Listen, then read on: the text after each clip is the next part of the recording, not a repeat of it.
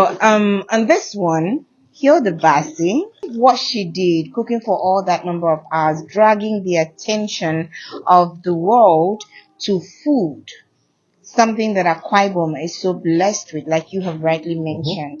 Is this something that the state government or even individuals, you or business people around here can take from that activity and make something from? Okay, I think there's a lot that can be taken from there. So first, Akwa Ibom people are naturally very resilient. Akwa Ibom people, for me that I'm into a space that does a lot of recruitment. There are times when you're talking to clients and they tell you, I want my staff or certain people from Akwa Ibom, and the reason why they ask, yes, we've had a lot of requests like that. They specifically ask for Akwa Yes, Ibom they'll people. say Is that this. a good thing? Yes, it is. Not Are you sure that's not because there's been that? I mean, I think Governor Akpabio and all our governors did work to make sure that we were rid of the Ntung syndrome, the Unifok Yes. syndrome, the Okon syndrome, and stuff like that. So if they're asking specifically for Akwa Ibom people, is it from a place of respect for their craft, for Okay. their skill, or you think it's because they just feel that they can do well in this? I mean, that's what they're good at, or something. Okay, so I think basically most of the requests we have are for people and positions that are very technical. And I will use an example. Most times when we are recruiting for brands, they will say for our chef, for our cooks, we want Okay. Akwa Ibom people, for our waiters or waitress and our head. Because why the demand for Akwa Ibom people is because they know too well that hospitality dwells with us. Okay. An average Akwa Ibom person is easy to train, is tender, can attend to people. Really? Yes. That's So the narrative. it is. That's So amazing. so when most clients want to recruit, especially for hospitality related services, a lot of them pay attention to Akwa Ibom because of the narrative, because of how our people are, and our people are very hardworking. An average Akwa Ibom person is very, very hardworking. Now, so let me bring it back to the Hilda Baci's experience. Now, Hilda Baci showed the world that first of all, to cook for 4 days, you need to have amazing knowledge of culinary art. So it means you need to have skills to cook a lot of meals. And if you look at the meals she prepared, they were all looking good and they tested good from the feedback. And so what that means is that because she's coming from a space that has lots of varieties of meals, she was able to learn. If you note, the mother is also a cook, so she learned that craft and improved on it. She became better because of the background she came from. So what that means or what that tells people is that Akwa Ibom is blessed with amazing varieties of meals. As at the last time I checked when we were documenting or putting up an article to publish some days ago, Akwa Ibom has about 204 varieties of meals. 204. Yes, about 204 varieties. Akwa Ibom dishes. Akwa Ibom dishes across all the local governments, across all the central districts.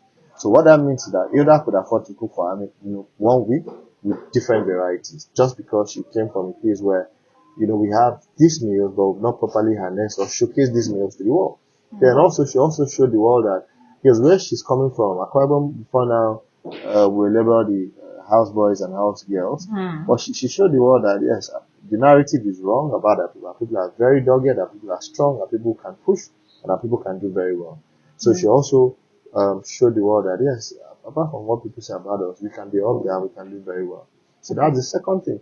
Yeah. And thirdly, she showed strength in the planning. If you look at the whole planning thing, what that means is that how people are detailed. Our planning was top notch. You can't take away that from her. Is it okay to attribute this characters that this lady has for all of Akwa Ibom people? Yes, I think so. Yes, maybe for a few, but I think if you meet Akwa Ibomites, 90% of them are largely very detailed and focused.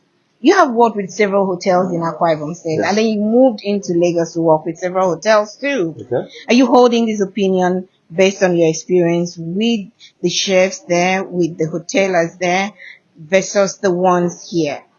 Okay, I think I will hold the opinion that anywhere you see our people, Yeah.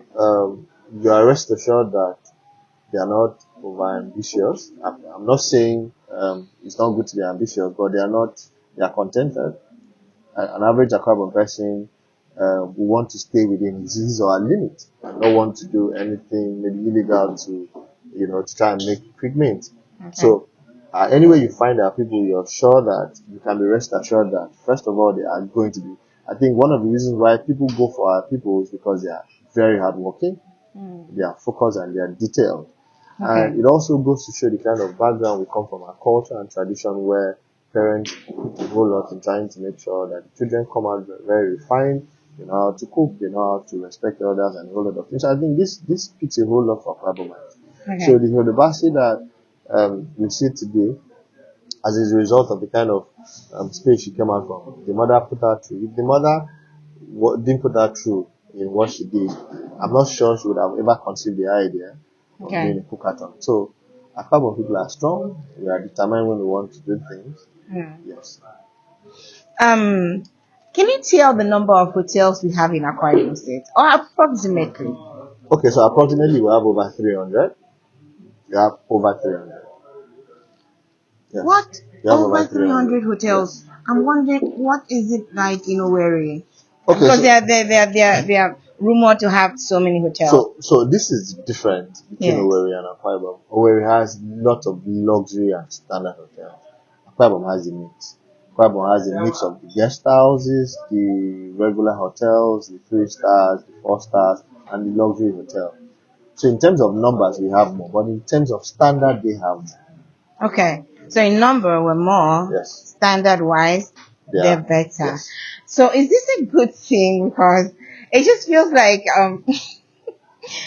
I was talking with this friend about the fact that I know we're just driving through a street and we counted that there were like 6 hotels, and he was angry about the fact that our politicians seem to be building more hotels than any other business. And he says he was pulling a narrative that it is encouraging prostitution and immorality. Do you share in that thought, or do you think it is good for our tourism life? I think I beg to disagree with him. When Calabar Carnival was what it used to be, Cross River State discovered that the numbers of hotels they had weren't enough.